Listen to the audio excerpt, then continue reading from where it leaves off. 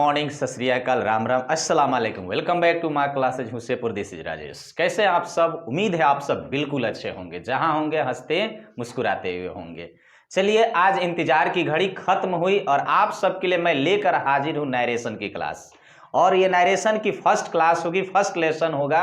और आप सबके डिमांड पर, और एक मेरे सब्सक्राइबर है जिनका नाम है प्रिंस सोलंकी, जो बार बार कमेंट में आ रहे हैं कि सर नरेशन पर वीडियो बनाएं, नरेशन डायरेक्ट इनडायरेक्ट को क्लियर करें, ये कंसेप्ट हमें समझ में नहीं आता है।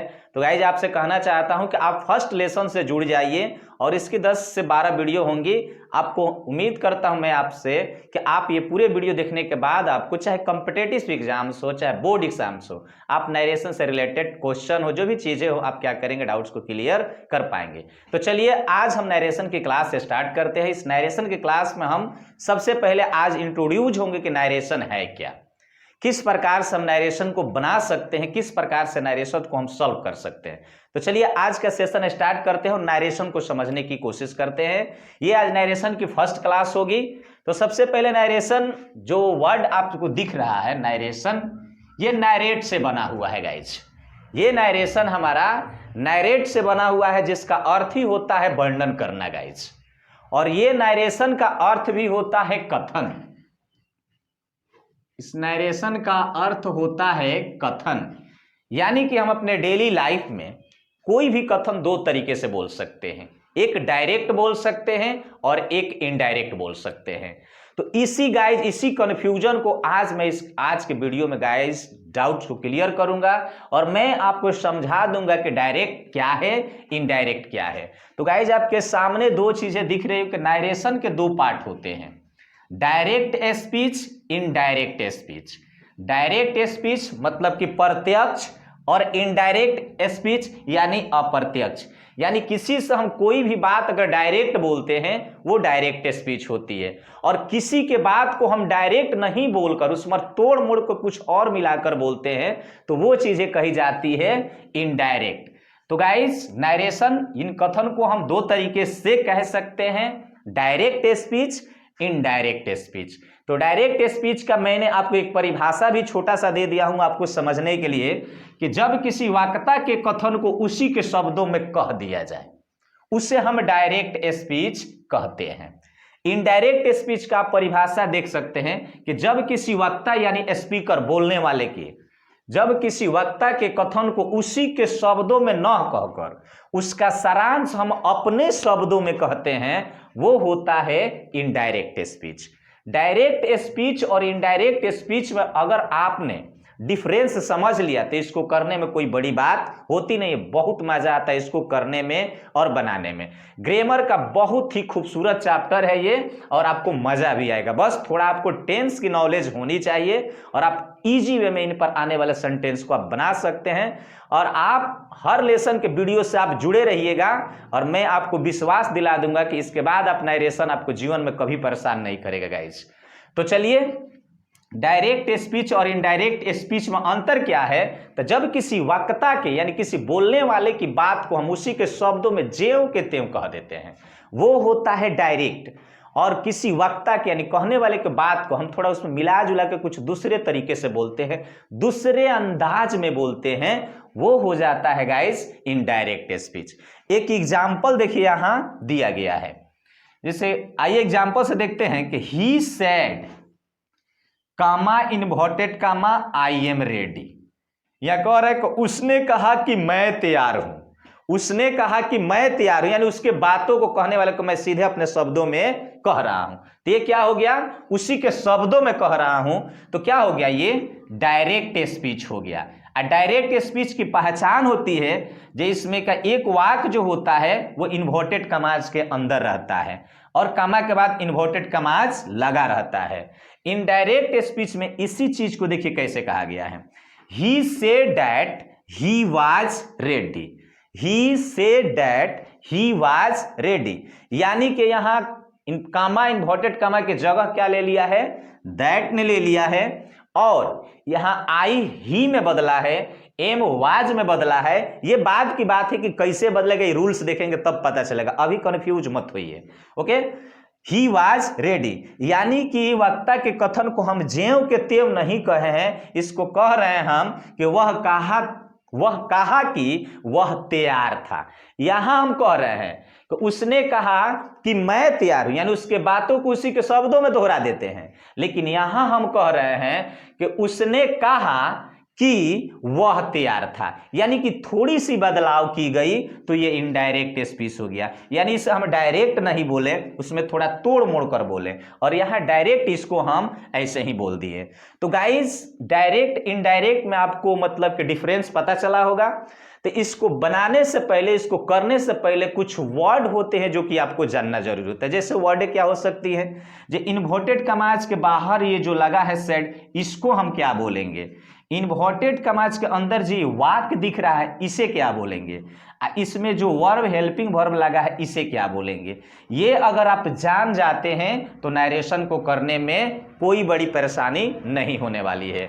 तो गाइस इसको हम देखते हैं। आज हमारा नरेशन का मतलब कि इंट्रोडक्शन क्लास है, यानी कि इंट्रोड्यूस होंगे कि नरेशन क्या है। तो नरेशन एक कथन है, इसको दो तरीके से हम अपने लाइफ में बोलते हैं। किसी भी सेंटेंस को लाइफ में हम दो तरीके से बोलते हैं।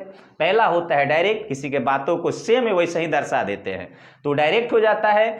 इनडायरेक्ट में मतलब उसी के बातों को थोड़ा तोड़ मोड़ कर पेश करते हैं तो वो गाइज हो जाता है हमारा इनडायरेक्ट स्पीच। और इस नरेशन का अर्थ होता है, ये नरेशन जो वर्ड बना है नरेट से बना हुआ है, और नरेट का अर्थ होता है वर्णन करना। तो अभी गाइज मैंने आपसे बोला कि हमें क्या करना है कि इसको सीखने से पहले हमें सबसे पहले जानना है कि इन्वर्टेड कमाज के बाहर जो ये सेंटेंस है इसे क्या बोलेंगे, इन्वर्टेड कमाज के अंदर जो सेंटेंस है इसे क्या बोलेंगे।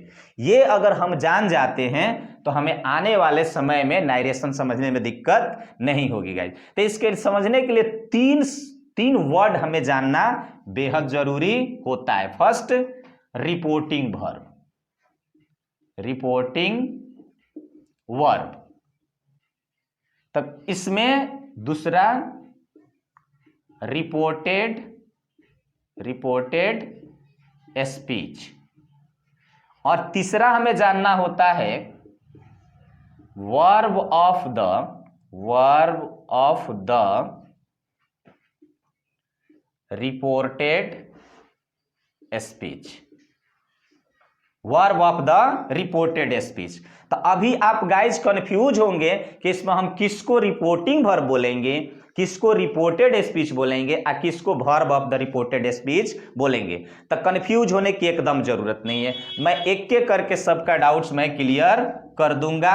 स्क्रीनशॉट आप चाहे तो ले सकते हैं जब मैं राइट कर रहा होता हूं। तो यहां कहा जा रहा है कि ही सेड, तो आप कह सकते हैं रिपोर्टिंग वर्ब का परिभाषा आप दे सकते हैं कि डायरेक्ट स्पीच में इन्वर्टेड कमाज के बाहर एक सेंटेंस होता है और उसमें लगे वर्ब को हम कहते हैं रिपोर्टिंग वर्ब।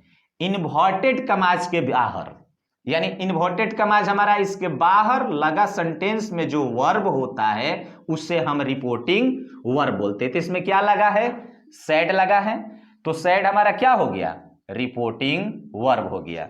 अगर आप लिखना चाहते हैं इसका परिभाषा तो आप वीडियो को पॉज करके लिख सकते हैं कि इन्वर्टेड कमाज के बाहर एक सेंटेंस होता है और उस सेंटेंस में लगा वर्ब रिपोर्टिंग वर्ब कहलाता है।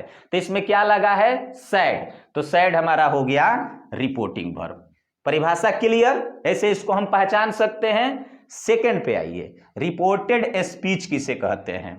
तो इन्वर्टेड कमाज के अंदर, अगर पेन कॉपी लिए हो तो लिख लीजिए, मैं बोल रहा हूं, इन्वर्टेड कमाज के अंदर एक सेंटेंस होता है।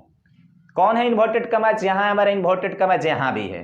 तो इन्वर्टेड कमाज के अंदर अगर पेन नहीं ले तो लेकर लिख लीजिए, इन्वर्टेड कमाज के भीतर एक सेंटेंस होता है, उसे हम क्या कहते हैं, रिपोर्टेड स्पीच कहते हैं। ये इन्वर्टेड कमाज के अंदर वाला क्या है गाइज, हमारा रिपोर्टेड स्पीच है। तो किसे हम रिपोर्टेड स्पीच कहेंगे, आई एम रेडी, ये हमारा हो गया गाइज रिपोर्टेड स्पीच। तो इसे हम बोलेंगे रिपोर्टेड स्पीच। अभी आप फिर कंफ्यूज होंगे तो भाई इसमें verb of the reported speech कौन है, तो कंफ्यूज होने की जरूरत नहीं है। यहां इसी में इन्वर्टेड कमाज के भीतर जो सेंटेंस है उसमें लगा वर्ब कहलाता है verb of the reported speech, verb of the reported speech. तो आइए जरा आप नजर दौड़ाइए कि आई एम रेडी में कौन सा वर्ब लगा है। तो इसमें आप देख सकते हैं कि एम लगा है और एम ही हमारा क्या हो जाएगा, verb of the reported speech हो जाएगा। तो गाइज उम्मीद है कि आपको रिपोर्टिंग वर्ब यानी इन्वर्टेड कमाज के बाहर एक वाक्य रहता है, लिख सकते हैं, राइट कर सकते हैं। वाक्य रहता है सैड, जिसे हम क्या कहते हैं, रिपोर्टिंग वर्ब कहते हैं। कोई भी वर्ब हो सकती है, वर्ब कोई भी आ सकती है। उसके बाद रिपोर्टेड स्पीच, तो इन्वर्टेड कमाज के अंदर एक सेंटेंस होता है, उसे हम क्या कहते हैं, रिपोर्टेड स्पीच के नाम से जानते हैं। जैसे यहां आप देख सकते हैं इसके सेंटेंस के माध्यम से कि रिपोर्टेड स्पीच हमारा क्या हो सकता है, आई एम रेडी। तीसरे पायदान पे आते हैं कि verb of the reported speech किसे कहते हैं, तो इन्वर्टेड कमाज के भीतर जो सेंटेंस है इसमें लगा वर्ब क्या कहलाएगा, हमारा verb of the reported speech कहलाएगा। तो ये तीन जो वर्ड दिख रहे हैं ये जानना नरेशन के लिए बेहद जरूरी होते हैं, और अगर ये जान गए तो इसके आगे हम लोग आसानी से क्या कर सकते हैं, नरेशन को किया जा सकता है। तो आइए देखते हैं आगे इसके रूल्स क्या होंगे। आइए देखिए कि हमने अभी आपको समझाया कि डायरेक्ट स्पीच और इनडायरेक्ट स्पीच में अंतर क्या होता है। तो अगर ये अंतर आप जान गए ना गाइस, तो मैं आपसे प्रॉमिस किया हूं कि मैं नरेशन इस तरीके से आपको पढ़ाऊंगा, नरेशन को इस तरह मैं आपको समझा दूंगा कि मैं आपसे एकदम 100% वादा करता हूं कि लाइफ में नरेशन किसी मोड़ पर आपको परेशान नहीं करेंगे। ये मेरा आपसे वादा है। ये वीडियो देखने के बाद इस वीडियो का क्रम चलेगा, 7-8 वीडियो मैं करूंगा इसका। अगर आप 7-8 पार्ट आप अगर देख लेते हैं तो फ्यूचर में गाइज मैं उम्मीद करता हूं ना कि आप नरेशन आपके लिए मतलब कि सरदर्द नहीं होगा। आप देखते देखते उस पर आने वाला सेंटेंस को चुटकी में आप क्या कर सकते हैं, सॉल्व कर सकते हैं। तो आइए उसके कुछ रूल्स होते हैं। नरेशन को कई पार्ट में बांटकर स्टडी किया जाता है, वो तीनों पार्ट में आपके सामने रख दिया हूं। चेंज इनटू इनडायरेक्ट स्पीच, तो कैसे हम इनडायरेक्ट स्पीच में चेंज करते हैं गाइज, तो ये 3 पार्ट इनके होते हैं। मेन जो रूल होते हैं 3 पार्ट में होते हैं। चेंज ऑफ पर्सन, पहले पर्सन चेंज किया जाता है, उसके भी कुछ रूल्स होते हैं। चेंज ऑफ टेंस, टेंस की हमें नॉलेज होनी चाहिए। Change of other parts of speech, यानी कि अदर भी वर्ड आते हैं तो उसको हम कैसे चेंज करते हैं गाइस, तो ये सारी चीजें हम 3 पार्ट में पूरे नारेशन को पढ़ेंगे। 3 पार्ट में हमें पूरे नारेशन को खत्म करना है। 3 पार्ट तक गाइज आप जुड़े रहिए। अब मैं उम्मीद करता हूं कि आप नारेशन को कभी भूल नहीं सकते हैं। तो आज गाइज मैं आज चर्चा करूंगा कि चेंज ऑफ पर्सन कैसे हम करेंगे। तो चेंज ऑफ पर्सन को करने के लिए, चेंज ऑफ पर्सन चेंज करने के लिए सबसे पहले गाइज हमें पर्सन की नॉलेज होनी चाहिए। कौन सा फर्स्ट पर्सन है, उनके क्या रूप होते हैं, कितने फॉर्म होते हैं, सेकंड पर्सन कौन सा है, थर्ड पर्सन कौन सा है। तो गाइज ये तीनों जानना आपको बेहद जरूरी है। तो यहां हम इसकी चर्चा अभी नहीं करेंगे, इसकी भी चर्चा नहीं करेंगे, हम अभी सिर्फ चर्चा करेंगे तो चेंज ऑफ पर्सन, यानी पर्सन को हम इनडायरेक्ट स्पीच में कैसे चेंज कर सकते हैं। तो गाइज इसी की पहले चर्चा होगी। आज के वीडियो में सिर्फ चेंज ऑफ पर्सन की चर्चा होगी। और उससे पहले मैं आपको कहना चाहूंगा कि इस एक बॉक्स दिख रहा है, आपको कुछ रूल्स दिख रहे हैं, पर्सन के रूल्स हैं। तो गाइज इसे एक बार आप स्क्रीनशॉट ले लीजिए, अपने कॉपी में इसको नोट कर लीजिए, जो कि आपको ताउम्र हर जगह, हर समय, हर कदम पे इसकी जरूरत पड़ती है और इसको दिमाग में आपको गाइज बैठा लेना है। ओके गाइज, अगर आपने इसका स्क्रीनशॉट अगर ले लिया है तो गाइज आइए मैं इसको आपको रीड कराता हूं, कैसे आप इसको याद रखेंगे। अगर आप याद इसको नहीं रख सकते हैं ना, तब तक आप चेंज ऑफ पर्सन को चेंज करने के लिए कल्पना नहीं कीजिएगा। ये पर्सन हमें याद रखने होंगे एनी हाउ। तो चलिए, फर्स्ट पर्सन के रूप क्या होते हैं, आप देख रहे हैं कि फर्स्ट पर्सन आई सिंगुलर और उसका प्लूरल होता है वी। तो आई का देखिए रूप होता है पॉजेसिव एडजेक्टिव के रूप में। माई होता है, इसको पॉजेसिव प्रोनाउन के रूप में जब यूज करते हैं तो माइन होता है, ऑब्जेक्ट फॉर्म में ये मी होता है। इतने फॉर्म है फर्स्ट पर्सन के, आई, माई, माइन, मी। उसके बाद इसके प्लूरल जो होते हैं वी, इसके होते हैं आवर, पॉजेसिव एडजेक्टिव में जो किसी नाउन के पहले यूज करते हैं, आवर्स पॉजेसिव प्रोनाउन में जो किसी नाउन के बाद यूज किया जाता है। ये है अस, वी का जो ऑब्जेक्ट के तौर पर आते हैं तो अस यूज करते हैं गाइज। अब आइए हम एक बार सेकंड पर्सन की ओर चलते हैं। तो सेकंड पर्सन को हम कैसे याद कर सकते हैं? इसको नॉमिनेटिव केस में यू, जिसको हम सब्जेक्टिव केस भी कहते हैं। उसके बाद पॉजेसिव केस, यानी कि पॉजेसिव केस को दो भागों में बांट दिए हैं हम। पॉजेसिव एडजेक्टिव योर, किसी नाउन के पहले इसे यूज करते हैं। अब पॉजेसिव प्रोनाउन, जो किसी नाउन के बाद इसको यूज किया जाता है, जिसे हम पॉजेसिव प्रोनाउन कहते हैं। योर का होता है योर्स, और ऑब्जेक्ट फॉर्म में हम जानते हैं कि यू को यू ही रख देते हैं, उसमें बदलते नहीं हैं। तो आइए गाइस थर्ड पर्सन पे चलते हैं। थर्ड पर्सन में कौन कौन आते हैं? तो ही, और ही के क्या हो जाते हैं? Possessive adjective his, possessive pronoun his he होते हैं, ये बदलते नहीं हैं। उसके बाद हिम होता है इनका ऑब्जेक्ट फॉर्म। सी का हो जाता है गाइस हर, और इनका पॉजेसिव प्रोनाउन हो जाता है हर्ष, और ऑब्जेक्ट में होता है हर। ईट का हो जाता है पॉजेसिव एडजेक्टिव में इट्स, और पॉजेसिव प्रोनाउन इनका होता नहीं है, इसलिए मैंने क्या कर दिया है? क्रॉस कर दिया है।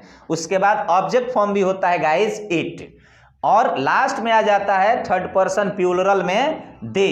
दे का हो जाता है देयर पॉजेसिव एडजेक्टिव में, एंड पॉजेसिव प्रोनाउन में हो जाता है देयर्स, और ऑब्जेक्ट फॉर्म में हो जाता है देम। तो गाइज ये टेबल आपको याद रखना बेहद जरूरी है। अगर आपको ग्रामर की फुल नॉलेज लेनी है, ग्रामर सीखनी है, तो आपको गाइज क्या करना पड़ेगा? इस टेबल को याद रखना पड़ेगा। तब गाइज हम क्या कर सकते हैं? चेंज ऑफ पर्सन, यानी कि पर्सन को हम नारेशन में डायरेक्ट से इनडायरेक्ट में चेंज कर सकते हैं। उसके कुछ रूल्स होते हैं।